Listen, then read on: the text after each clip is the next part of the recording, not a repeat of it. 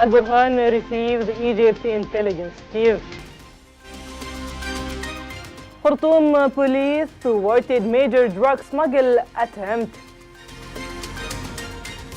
President al-Sisi, Egypt categorically rejects militia and parallel entities.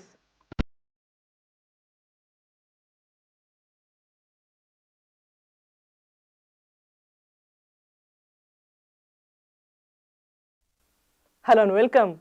Lieutenant General Al-Burhan met on Saturday with the head of the Egyptian General Intelligence Directorate, Minister Major General Hassan Mohammed Rashad, in the presence of the Director of the General Intelligence Directorate, Lieutenant General Ahmed Ibrahim Mufaddal. Major General Rashad conveyed President al-Sisi's greeting and his wishes for peace, security, and stability for the Sudanese people.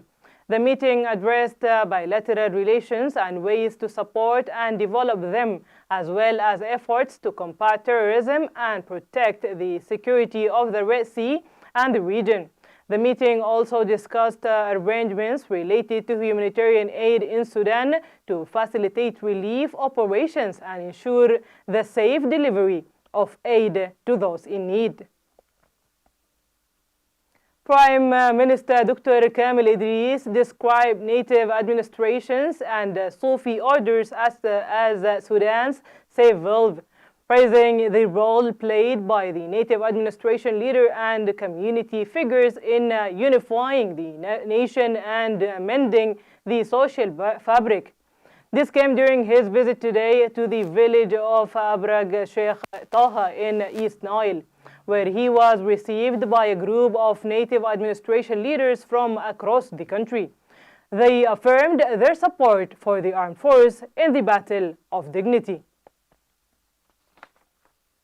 The governor of Darfur, Minnar Kuminawi, affirmed that the suffering and hardship endured by the Sudanese people have not weakened their resolve, but rather strengthened it and increased their determination to move forward. In a post in his Facebook page, Minawi stressed the necessity of unifying ranks to eliminate the Rapid Support Force, indicating that the liberation of Al-Fashir from their control is imminent. The Minister of Agriculture and Irrigation, Professor Ismad Qureshi, inspected the maintenance and rehabilitation work being carried out at the Jebel Awliya Dam, following the extensive damage it sustained due to the militia sabotage. This inspection is a part of the ministry's effort to rebuild the water sector. The ministry emphasized that the dam was brought back under extremely complex circumstances, but in a safe environment that ensures the dam's safe flow of water. He commended the efforts of those working in the irrigation sector, particularly those at the dam, and stressed the importance of providing all necessary support for the maintenance work. Minister of Health Professor Haytham Mohammed Ibrahim inaugurated today a shipment of medical equipment donated by the government of Japan under the direct supervision of the United Nations Office for Project Service, UNOPS. The minister emphasized that this strategic partnership represents a fundamental pillar for the rehabilitation of the health system, praising UNOPS's vital role in connecting Sudan with donor countries.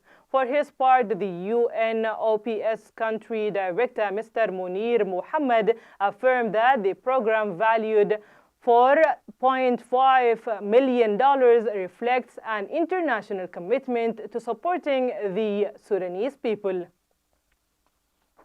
Khartoum State Police successfully thwarted an attempt to deliver a massive drug shipment in the early hours of Friday morning.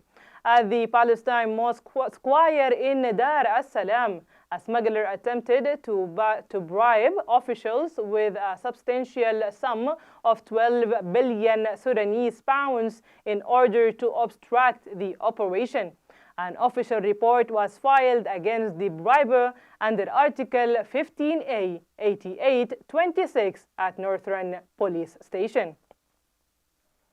Egyptian President Abdel Fattah al-Sisi declared that militias and parallel entities are the cause of the destruction of states, emphasizing his country's categorical rejection of attempts to divide the countries of the region or to carve out parts of their territories and establish entities parallel to the army and national institutions within them. In his speech on Saturday, marking the 74th anniversary of the Police Day, President al-Sisi stated that this year's celebration comes at a time when the world is in rife with conflict over land, resource, and influence, and is witnessing ideological and economic clashes and unprecedented challenges that are shaking the foundations of the nation. He reiterated that the earth is large enough for everyone, and divine religions and human values reject the heinous practices the world is witnessing, the continuation of which threatens the collapse of the international legal system and undermining of the global order. Somali's Defense Minister Ahmed Muallim Fiji said on Friday that past aid from the United Arab Emirates sometimes pay past official government channels and reaching armed groups in some regional states, undermining federal authority and national unity. When discussing the support of the UAE provided to Somalia, it is important to note that this support did not always come through official government channels. At times, it was instead directed to armed local groups operating in certain regions of the country, with the aim of undermining the central government's authority and disturbing the country's sovereignty and unity, Fiji said.